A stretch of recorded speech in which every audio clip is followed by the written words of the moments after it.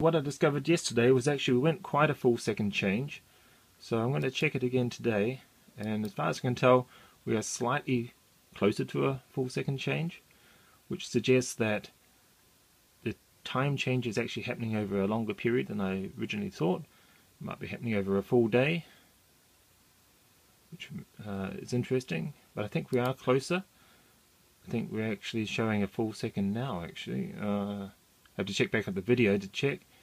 But another thing is the seconds on this Windows clock sort of lag sometimes, and sometimes they run a little bit quick, which is sort of obvious when you're looking back at the video.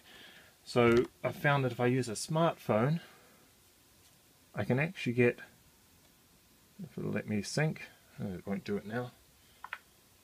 Okay, here we go. So with this, it should turn over exactly at the top of the minute using the smartphone. The smartphone has been synced up simply by connecting it up to Wi-Fi, and it's automatically syncs. I've also found you can also, perhaps, I'm not sure about this, but you can turn off the smartphone and reboot it, and it'll sync up on reboot. So I have to check if that's really the case. Okay, so it turns over at the top of the minute, so these two are in sync together. So this is actually an easier device to look at.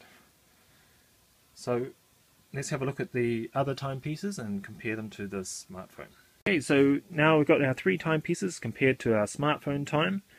As you can see, this older 20-year-old Casio watch is actually almost a whole second ahead, just over 24 hours, of my other Casio, which is only about 3 years old. And of course the Seiko, which is also about 20 years old, is also running over half a second, or maybe about half a second ahead of this one. So these 2 older timepieces are running fast. And at 13 seconds, or just before, we should see this time flick over, and we did. And that's very interesting because it suggests that this time change is actually spread over maybe a whole day.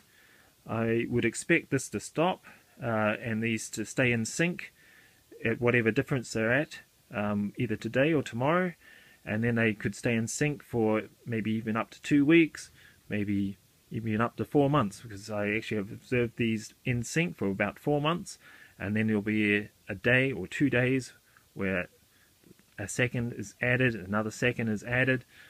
So anyway, I'm just trying to document that to show that this is happening in bursts. It's not happening continuously.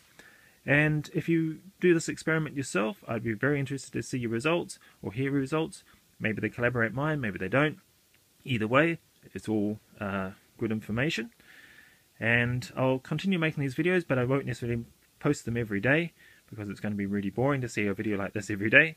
But I will continue making them, and then maybe make a compilation where I stitch day after day together to see significant changes when they occur.